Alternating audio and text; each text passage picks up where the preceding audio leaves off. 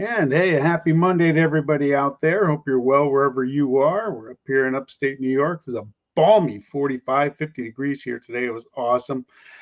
Welcome back to Pugsley's Pit. I'm Sean Pugsley Martin asking you the question, where else would you rather be than right here, right now? Welcome back to our show this week. It's a home game for me this week, folks, rather than the office setting. By way of introduction, I'm a freelance sports writer with the Albany Times-Union, sports enthusiast, unabashed homer, and unapologetic homer as well. Also can be found as co-host at M&M Across the Board on a weekly basis with my great friends Ashley Miller and Eric McDowell. You can follow the show on Twitter at Pugsley's Pit and taking the podcast on YouTube, Apple, and Spotify. On today's show, we're going to go back to little something we do each week. I've been a beat writer for ECAC Hockey, for about 12, 13 years now. Started off at Union College back in 2009, 2010. Moved over to RPI, Rensselaer, known better in the college hockey world. Going back 4 years now, and we're going to bring in 1 week to go in the ECAC regular season, plus a makeup game next Tuesday. I think Harvard and Princeton are going to do the honors. And I want to bring in, to me, the expert, the man of ECAC hockey, Josh Seguin, college hockey news for about 10 years or so now. Josh, welcome to the pit. How you doing, my friend? Hey, can't complain, right?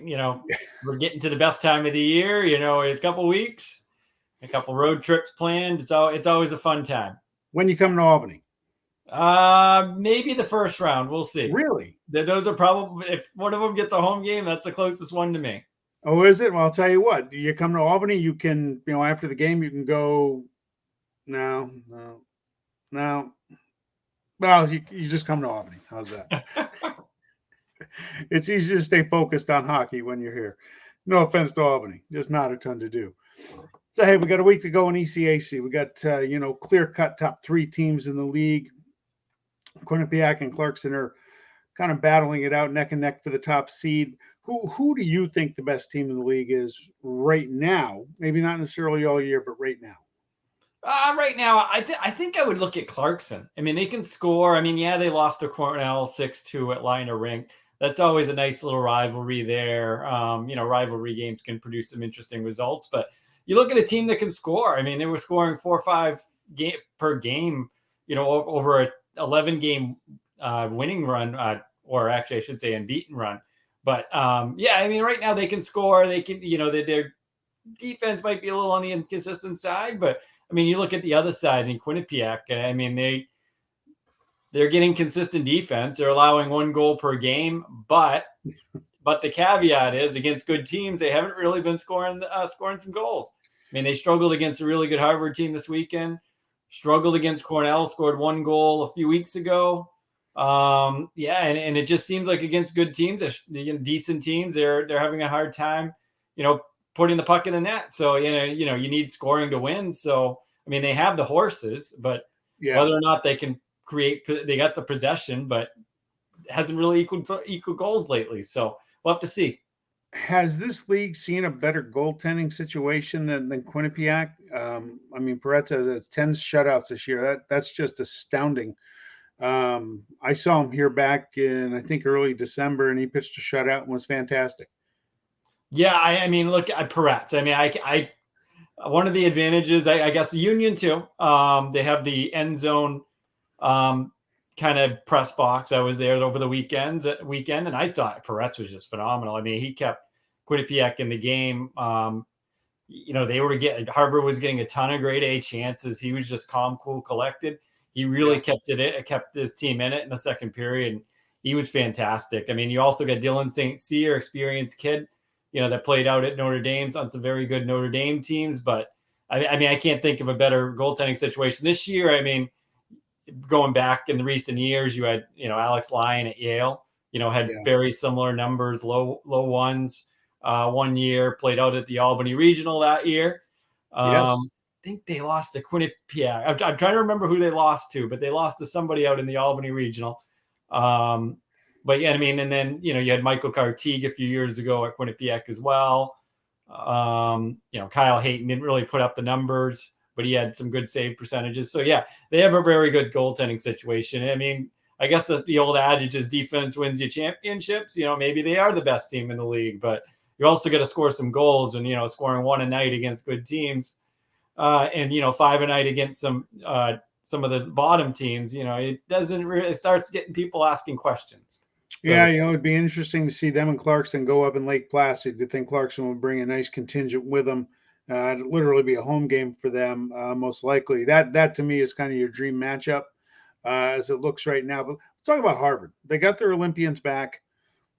Is this a team? The team that kind of been lurking in the bushes a little bit. They're kind of locked in with the 3 seed. Gibson just gets ECAC goaltender of the week tonight. Was given that honor. Can Harvard make a run here? I mean, no reason why they can't. I mean, they have the horses, they have the talent. When you have guys like Nick Abruzzese coming back, and Sean Farrell, we'll have to check on his injury because I know he did get injured in the Friday game. He didn't play on Saturday. But yeah, I mean, they definitely have the horses, and I think Harvard gets that. They have the little mantra of being a very offensive team, but I don't really think that's this team. I think this team is very good defensively. This is probably one of the better defensive teams in a little bit.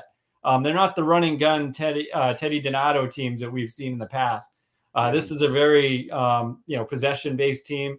I think they're second in the ECAC in possession stats.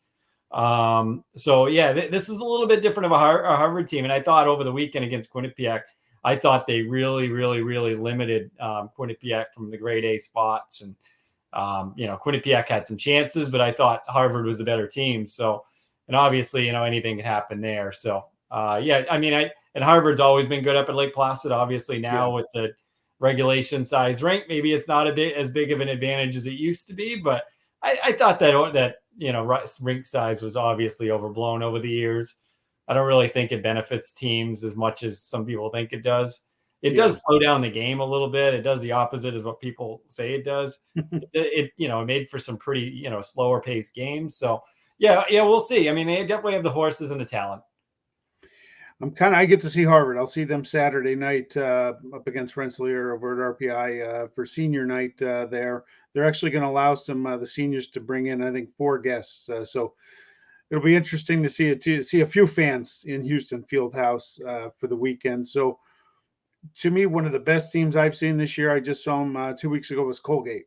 It seems like they're really coming together at the right time of the year.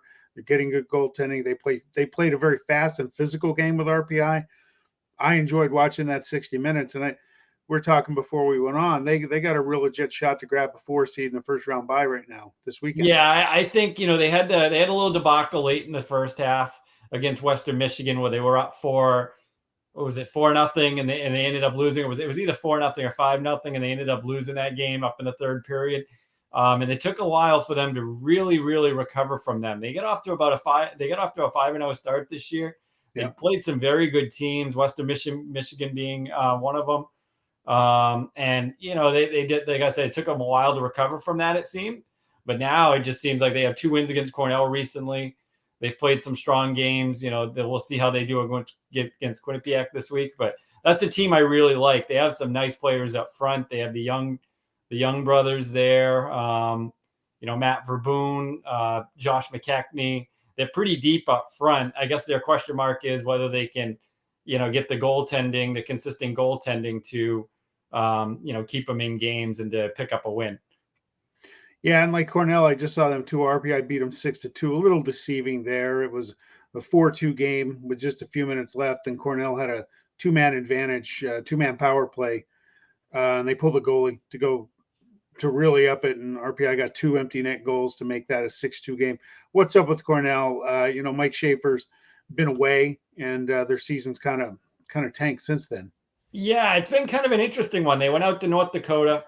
They became the first ECAC team to sweep out there in North Dakota. And then, Mike Schaefer got COVID and then had a heart. They found a heart. He needed a heart stent. He's been out for, a month and a half now, and they've just really struggled to, find some wins. I think they have, other than the win against Clarkson this week, and there was only 1 regulation win since Ben Sire has taken over in late January. So it's been, kind of tough sailing there for Cornell. But, Mike Schaefer's kind of a larger than life figure. Yeah. I mean, he's definitely a very good coach. I mean, you're definitely seeing that now with them struggling so much.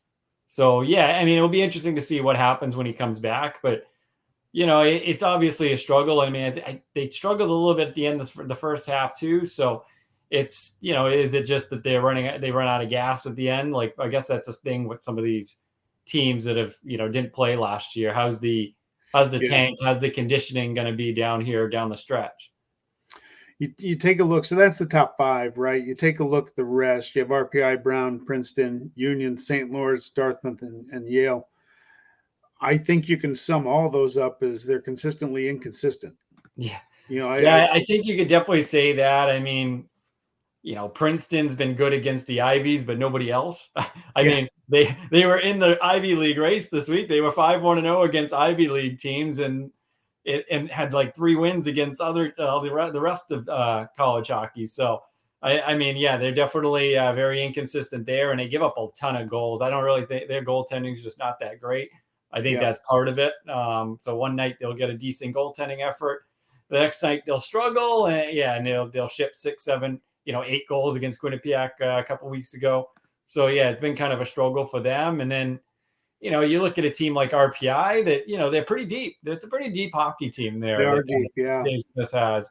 You have to wonder if maybe that will be kind of an advantage going forward here down the stretch.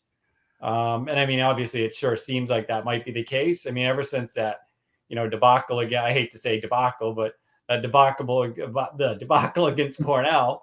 I mean, they really haven't won. They haven't won 2 straight games since December. So, that's kind of tough. And then you look at Union. I mean, they had a good stretch when Bennett, first left the program under John Ronan, and then ever since then, the last couple of weeks has been a real struggle for them. So it will be interesting to see who gets up there. I mean, it's kind of surprised to me to see, Brown right up there and to think of it too. I kind of wrote them off a little bit earlier in the year. They had their struggles, but, they've kind of really picked up some good results lately and, got themselves up into 8th place and tied for 7th. And it sure seems like RPI has probably a leg up with a 4-point lead. They only need a little help and, a draw really to really lock that up the way some of those teams are playing. So yeah, it should be interesting. I mean, Dartmouth and Yale, down at the bottom, you look at those two with it,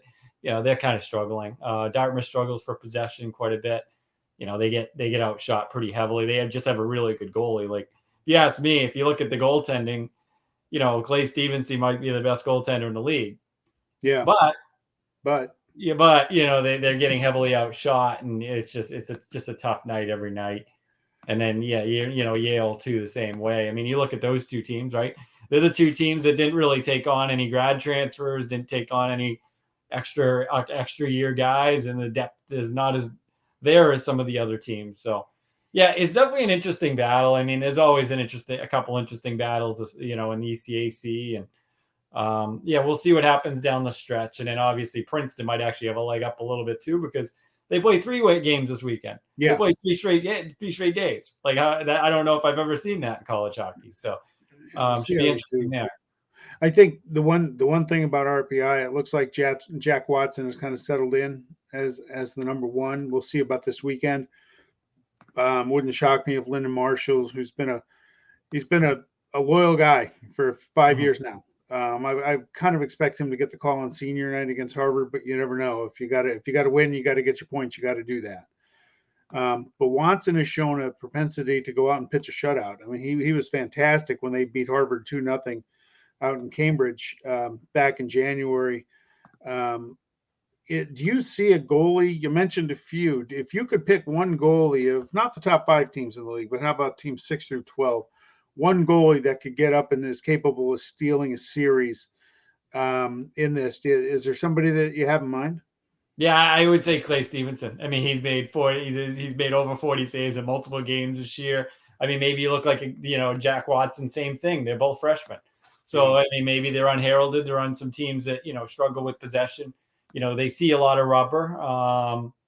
But I mean, I mean, if you're looking at a team that can probably steal a series, you're looking at maybe RPI. I definitely think that, they'll probably get the 6th seed, and, you look at a team that could possibly get a win here against, a Cornell type or a Quinnipiac type, you're probably looking at an RPI. But if you're looking in the first round in the lower seeds, you're probably looking at Clay Stevenson in that first round matchup, which it could be interesting, because it could be, if RPI can find their way up to 5th, you could be seeing those 2 freshmen in a playoff series. You just might. Yeah. RPI just went out to Quinnipiac and lost the game 1-0 a few weeks ago. And let me just look it up real quick. The score might have been 1-0 or 2-0. It was 2-0 and Quinnipiac came to Troy and beat them. So they've hung with them. And the thing with RPI, I don't know how much you've seen Tor Linden this year, but he is an all-around player. He's a great leader for that team. He scores timely goals. He does everything, and he's I think a great presence on that team. And he's a guy I could see having a big playoff. He was, when they got hot 2 years ago, I think he was the biggest difference to them from really January through the season getting shut down through to COVID, was his maturation as a hockey player. So they will be interesting. Yeah, no, absolutely. I mean, you look at that team a few years ago, you had the Will Riley types. Feel bad for him that he never got his chance. I mean, that team was probably going to host a series, a second round series, have a bye. It's just tough for that team. But I think that this year's team, I mean, they definitely have the depth. They have more depth than some of those teams down below. They probably have more depth than even a Cornell type. So it would be interesting to see them in a playoff series against a Cornell type. Because like I said, I think they almost have a little bit more. I mean, yeah, you can throw out the 11-3 result early in the year, but I think they would actually match up well with a Cornell type or, a Colgate type. It's just a matter of getting, I mean, Colgate's, their goaltending situation's been up and down this year too, but lately it's been a little bit better. But yeah, so it would be interesting to see an RPI get against one of those 2 teams, or I mean, even a Harvard too. I mean, Harvard's been wildly inconsistent at times this year too. So I just think now, I mean, you looked at Gibson. I thought he had a great game, even though Harvard did a good job in the grade A area. I thought he was, kind of fantastic as well.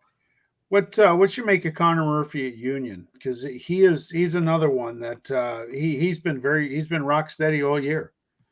Yeah, he's had a couple bad games, but that's going to happen when you play every game. Yeah, he's a kid. Obviously he transferred in from Northeastern. Good program there. So, I mean, he has a good thing there. He's got a .917 save percentage. Always very good there. I mean, he's had some good games, but at times there's been a couple inconsistencies. But I guess you can say that about everybody, right?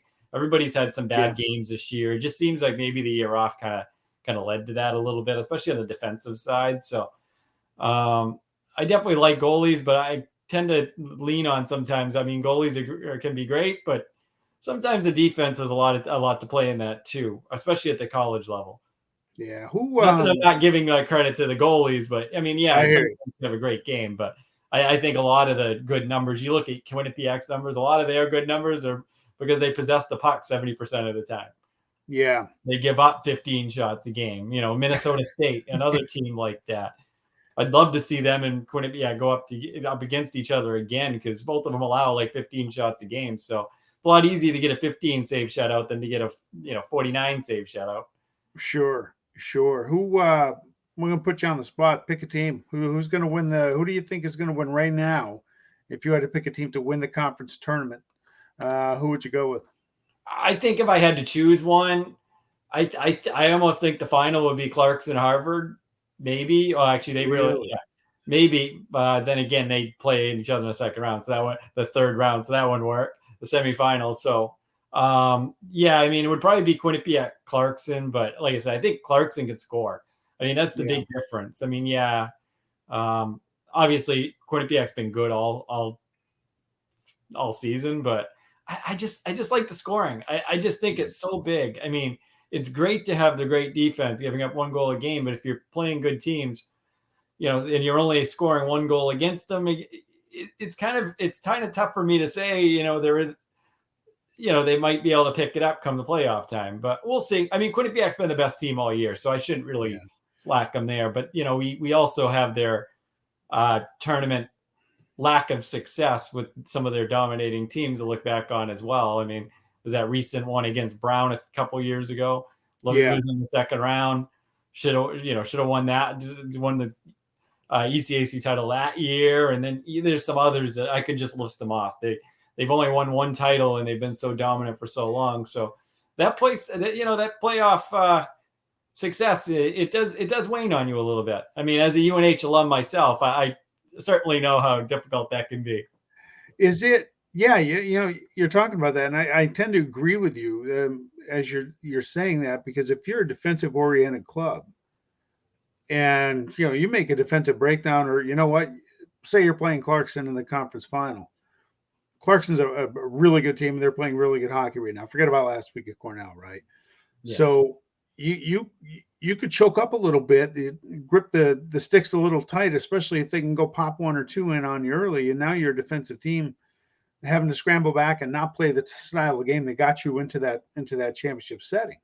Yeah, and I think that's the thing that happens has happened to them over the years, is sometimes they get into that possession-based team, that possession-based defensive style game, and for some reason, whatever it is, the mistakes become magnified at the end of the season in the tournaments, and sometimes it's hard to come back in that setting, and that's what's happened over the years. The defense has been wildly inconsistent sometimes in those games.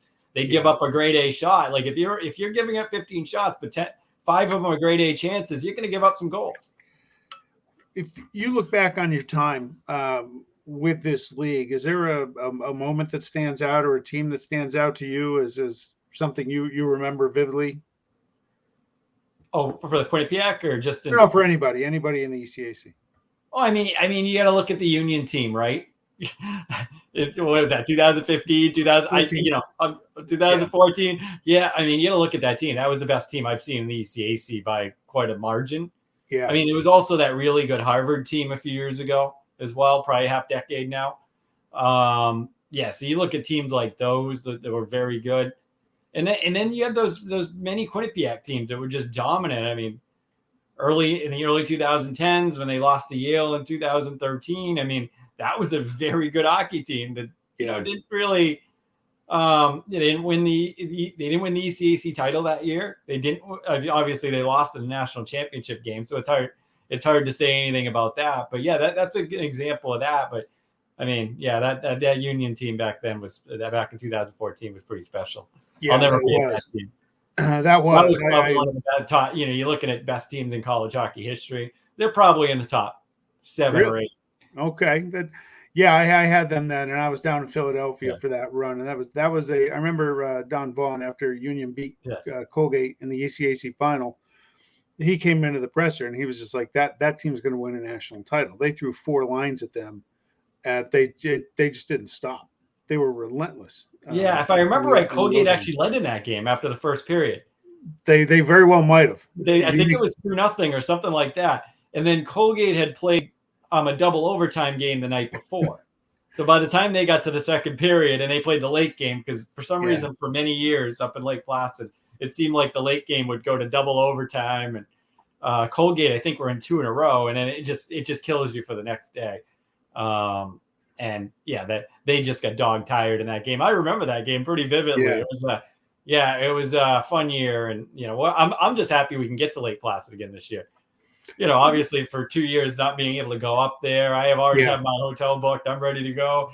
I can't wait to get back up there, see all the work they've done in that building. Obviously, it's not going to be the same feel because of the lack of a international size rink, but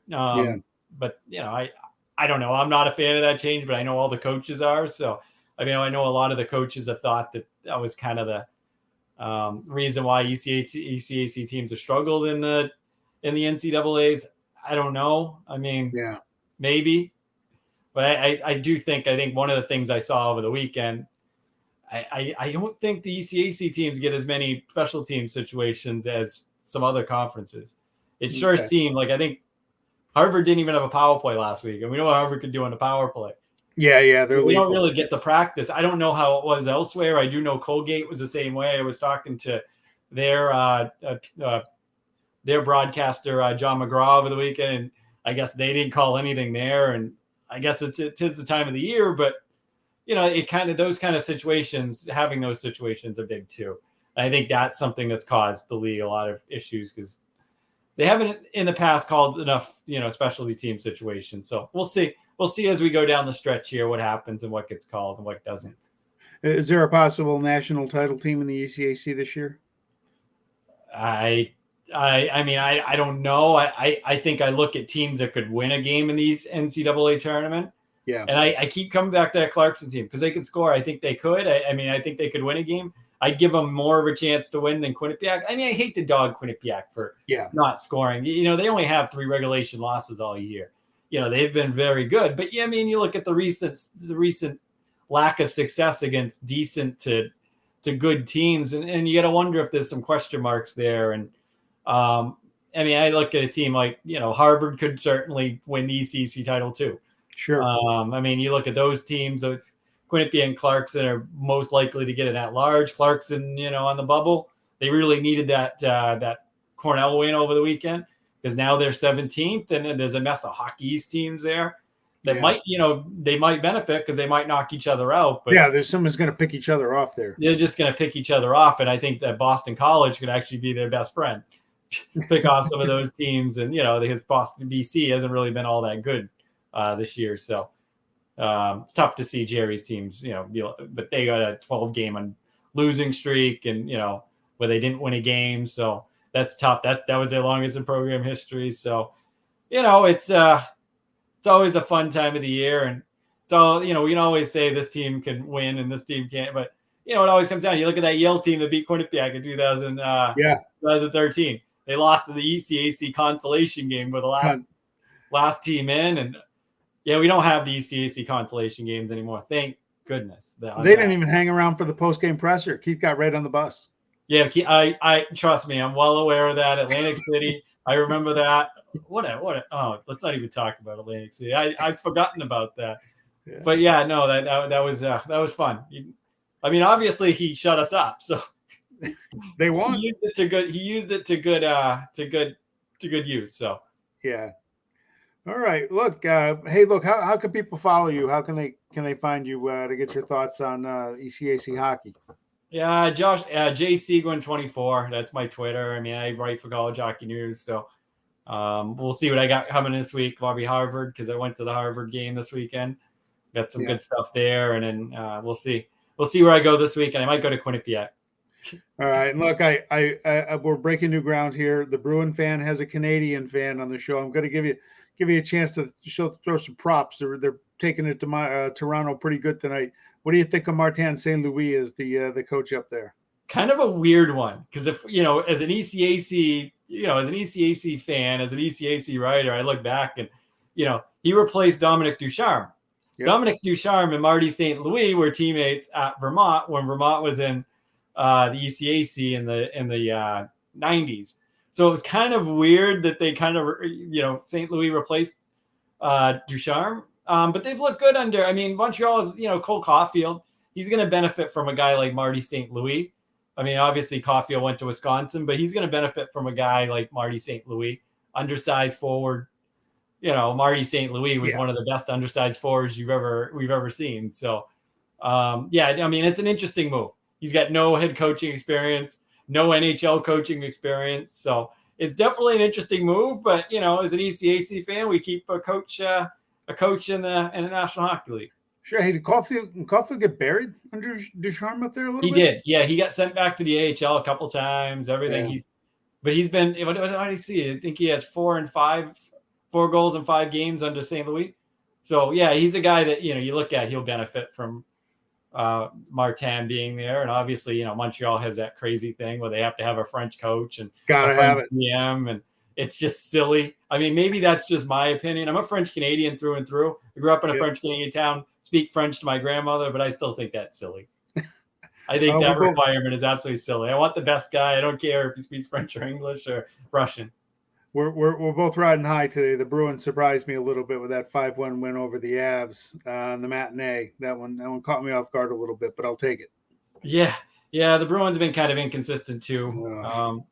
Yeah, obviously losing Marchand was big for that silliness that he pulled.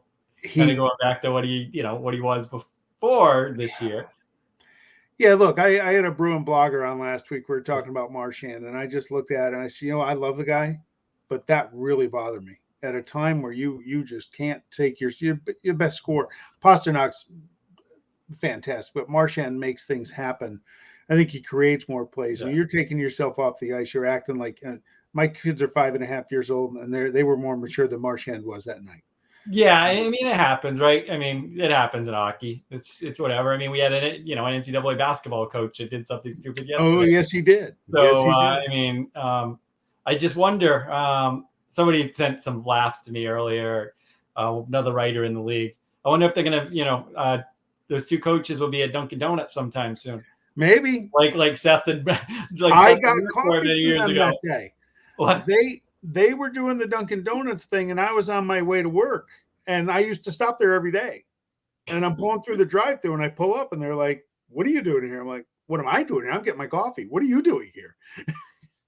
I just remembered that. I'm like, oh yeah, maybe they'll just get their sell coffee together. I mean, that seemed to work for Rick and Seth. I guess Seth's doing very well now in what is he in Rochester? Yeah, he is doing well. With the American League. Yeah. So yeah, no, I had to go back. I had to go to my office and get my tape recorder and go back and do interviews. I didn't know they were going to be there. I mean, it's just a funny story based on what we've seen and this is happening. I mean, Rick and Seth had their dust ups, and that one definitely. And that was the year. That was the year Union won the national title, right? Yes, it was. Yeah. So obviously, it didn't really hurt them very much. No, it only hurt them really the next week because there was some suspensions. Matt Bodie had to sit for a game or two. Somebody else. I just talked to Matt a couple of weeks ago. Somebody else had to sit down, and then once they got everybody back from suspension, they didn't lose again the rest of the year. Yeah, I mean, like I said, I think they're in the top. They might even be in the top 5 of best teams. Obviously, you have that undefeated Cornell team in 69 or 70, one of those years, and then you have a really good a couple of good Denver teams in the 60s, and I mean, you're looking at some very, that was one of the best teams I've seen in my years. Obviously, Maine, Maine, as a UNH fan. Yeah. Because, the next year they had all their issues. No problem. What? Yeah, we had all these problems, right? Yeah. So, I mean, the unfortunate thing about Rick a few weeks ago, I mean, I do have to say, like, it overshadowed something really big for Union, and that's the unfortunate part of it. It overshadowed the getting of scholarships. I mean, that's the unfortunate part of that whole situation that I just want to throw out there. It's unfortunate because that's a big moment for Union, and it's unfortunate that the story was not that, we'll say. Yeah, that was a stunner when that happened.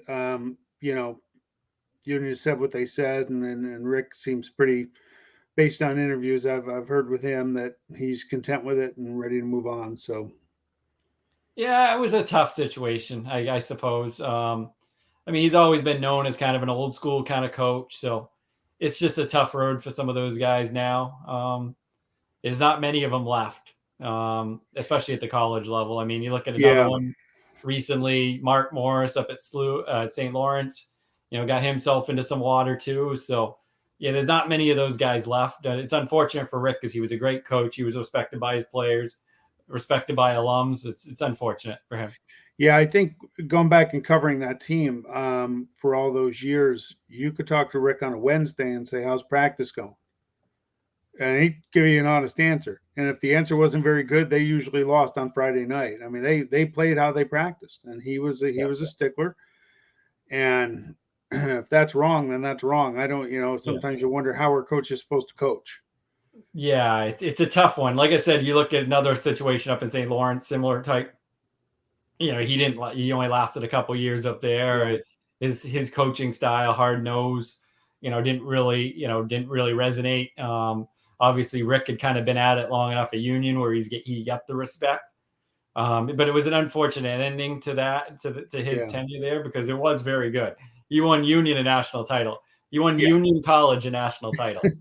Like, let's think about that. Without scholarships, without anything, you won them a national title. Yeah, about I mean, 2,200 students, yeah. and they got it done. So yeah, that was the Yeah, greatest. and like I said, and might be one of the best top 5, top 7 teams in the history of college hockey. Yeah, So I mean, we haven't even mentioned Shane Gostisbehere and Daniel Carr off those teams either. So yeah, I remember the stat that night they beat Minnesota. I saw it on ESPN. The number of students at each school. I think Minnesota had about 50,000 students a year, 2,200 at Union. yeah, It's just that's a remarkable. crazy night. And then Gostisbehere being +7, like that's Plus crazy. 7. That's crazy. I guess I could talk about that team for a while, but that was a really good team. And then, like I said, there was a really good Harvard team right after that. They should have done a lot more in the playoffs. I remember Yeah. that team very well too, because being in the Boston area, I'm just over the New Hampshire border.